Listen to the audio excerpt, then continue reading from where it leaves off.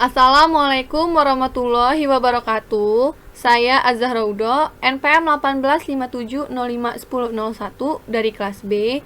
Di sini saya akan menjawab soal UTS pemrosesan data terdistribusi. Soal nomor 1 yang A, sebutkan dan jelaskan minimal masing-masing 3 kelebihan dan kekurangan centralized data center dan distribute data center. Kelebihan dari centralized data center yang pertama ada tidak membutuhkan biaya operasional tinggi untuk membangun sebuah dedicated server tambahan. Yang kedua, maintenance lebih mudah dilakukan karena hanya berlokasi pada satu tempat saja. Yang ketiga ada lebih mudah untuk diaplikasikan dan juga diimplementasikan. Proses update data dan juga informasi akan menjadi lebih cepat dan dapat mencegah terjadinya miskomunikasi. Lalu kekurangan dari centralized data center ada yang pertama, apabila server mengalami gangguan, maka seluruh aktivitas akan mengalami gangguan. Yang kedua, perbaikan pada server bisa saja menyebabkan fitur-fitur server menjadi terkendala. Yang ketiga, membutuhkan komputer server dengan kapasitas yang sangat canggih, terutama bagi perusahaan atau instansi yang memiliki lalu lintas data yang padat. Dan yang terakhir ada kapasitas hard disk yang besar. Lalu kelebihan dari distribute data center, yang pertama, tidak bergantung pada server basis data pusat. Yang kedua, akses informasi menjadi lebih cepat, terutama ketika terjadi lalu lintas data yang padat. Yang ketiga, informasi dan juga data yang sifatnya lokal akan lebih mudah diakses. Lalu, server atau database pusat dapat bekerja lebih efisien.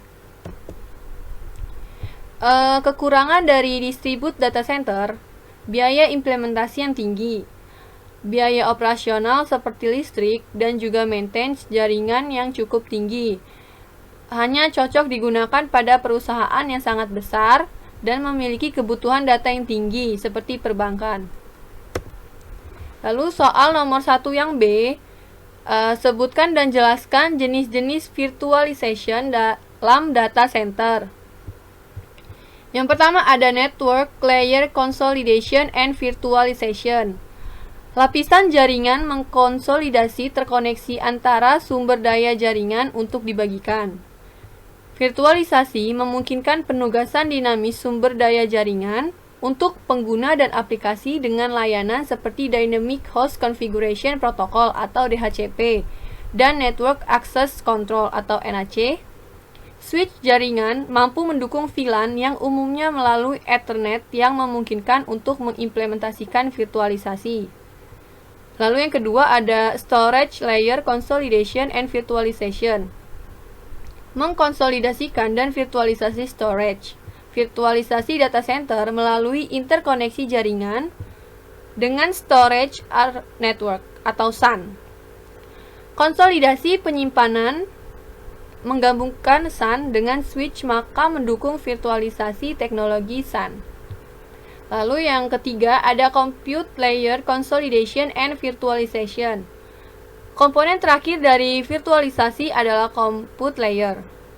Layer ini menghubungkan sumber daya server melalui Intelligent Compute atau Cluster Area Network atau CAN. Konsolidasi compute mengurangi biaya dan meningkatkan efisiensi dengan penggunaan standar server dalam konfigurasi. Kombinasi lapisan virtualisasi penyimpanan dengan virtualisasi compute layer secara signifikan mengurangi waktu yang dibutuhkan untuk membuka aplikasi dan layanan baru. Lalu soal nomor 2 yang A, sebut dan jelaskan minimal masing-masing 3 perbedaan dan persamaan arsitektur client server dan peer-to-peer. Perbedaannya, client server, penyimpanan file terpusat. Hanya pengguna yang mendapat izin dari server yang dapat mengakses jaringan. Penginstalan dan pemeliharaan lebih rumit. Keamanan diatur secara terpusat oleh server. Tingkat keamanan dapat diatur setinggi mungkin. Biaya cenderung lebih tinggi dibandingkan dengan jenis jaringan client server.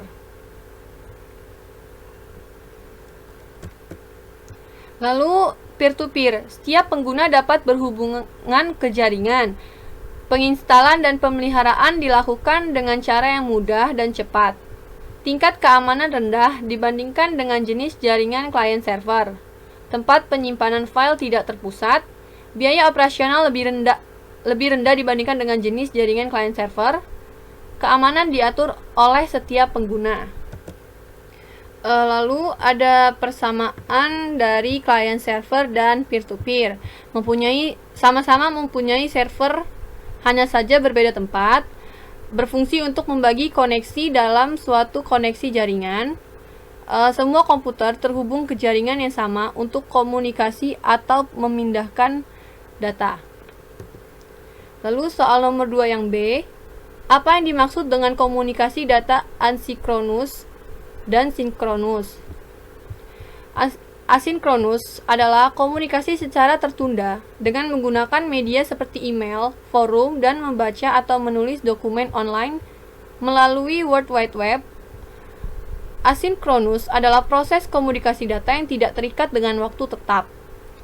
Proses transformasi data, kecepatannya cukup relatif dan tidak tetap. Metode komunikasi data serial dari suatu perangkat ke perangkat lainnya. Sedangkan sinkronus atau online langsung adalah komunikasi seperti video call atau chat, istilah yang digunakan pada bidang komunikasi atau sistem operasi untuk suatu kejadian yang terjadi pada waktu bersamaan dengan rate yang sama, dan kejadian ini terjadi berkelanjutan dan dapat diprediksi. Lalu soal nomor 3 yang A, sebutkan dan jelaskan jenis-jenis topologi jaringan dalam distribute data proses. Yang pertama ada fully connected network, memiliki tingkat availability atau ketersediaan yang tinggi. Karena masing-masing komputer di dalam jaringan akan terhubung secara langsung antara satu dengan lainnya.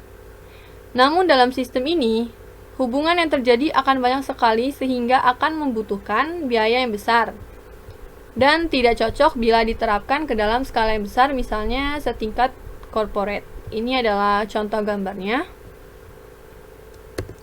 Lalu ada partially connected network. Koneksi tidak harus terjalin ke semua node atau titik, sehingga biaya instalasi lebih rendah. Namun, untuk masalah ketersediaan atau availability menjadi lebih rendah. Karena sebuah komputer tidak secara langsung terhubung ke semua titik. Berikut ini adalah topologinya. Pertama ada topologi mesh, topologi bus, topologi ring atau cincin, topologi star atau bintang, dan yang terakhir ada topologi tree atau pohon. Topologi mesh adalah suatu bentuk hubungan antar perangkat di mana setiap perangkat terhubung secara langsung ke perangkat lainnya yang ada di dalam jaringan. Akibatnya, dalam topologi mesh, setiap perangkat dapat berkomunikasi langsung dengan perangkat yang dituju. Ini adalah gambar dari topologi mesh.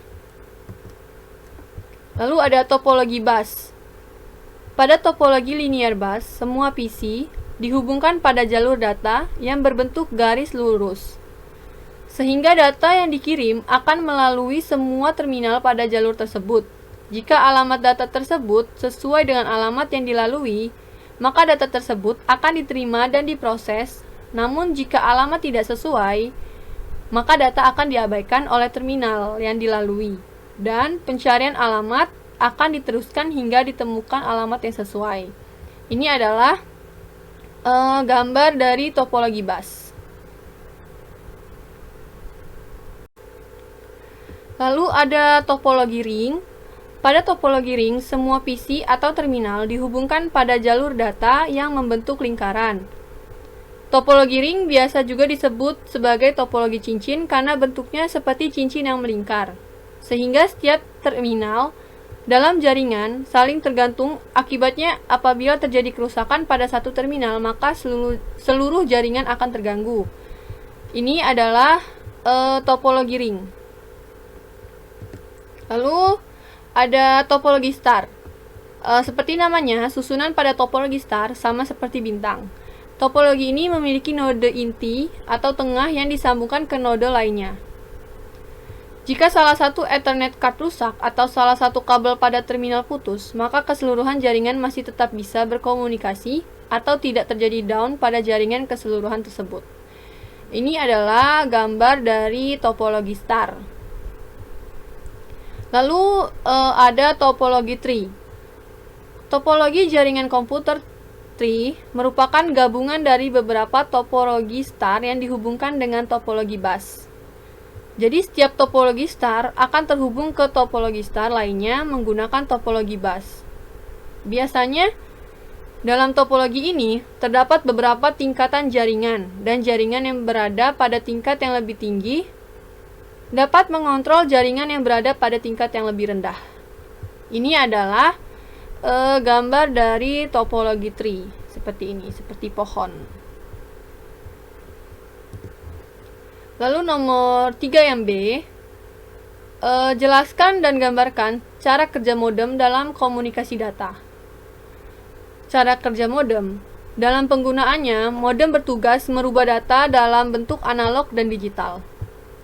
Saat komputer sedang disambung ke kabel telepon untuk kemudian digunakan berinternet, jika komputer kita akan mengupload atau mengirim data, maka informasi atau data dari komputer dalam bentuk digital akan diubah oleh modem menjadi bentuk analog untuk dikirim melalui kabel telepon atau media lainnya.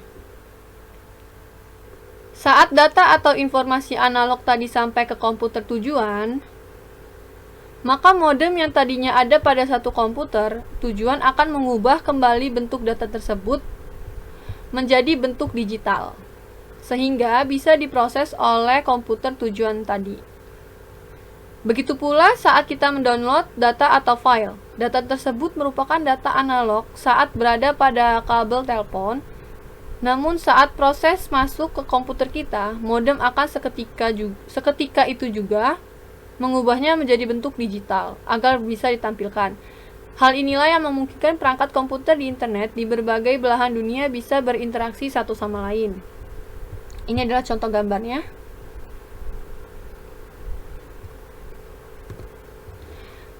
Ini nomor 4 yang A. Apakah peranan keamanan data dalam pemrosesan data terdistribusi? Membatasi akses informasi dan sumber hanya untuk user yang memiliki hak akses dan membatasi tingkat akses yang boleh dilakukan atau tidak. Keamanan data berperan juga untuk kerahasiaan, mengacu pada properti sistem komputer yang informasinya hanya diungkapkan pada pihak yang berwenang. Lalu ada integritas, mengacu pada karakteristik bahwa perubahan pada sebuah aset sistem yang bisa dilakukan secara resmi. Ada modifikasi, perusakan data atau layanan yang tidak sah. Yang nomor 4 yang B, apakah yang dimaksud dengan enkripsi, private key, dan public key?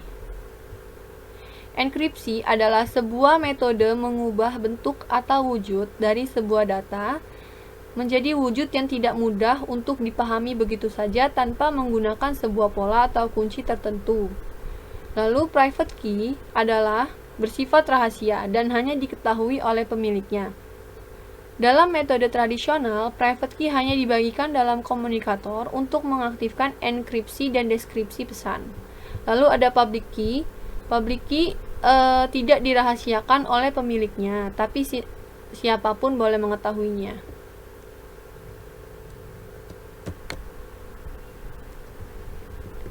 Lalu ini yang terakhir, ada nomor 4 yang C. Berikan ilustrasi menggunakan enkripsi data pada pengiriman pesan. Algoritma enkripsi simetris.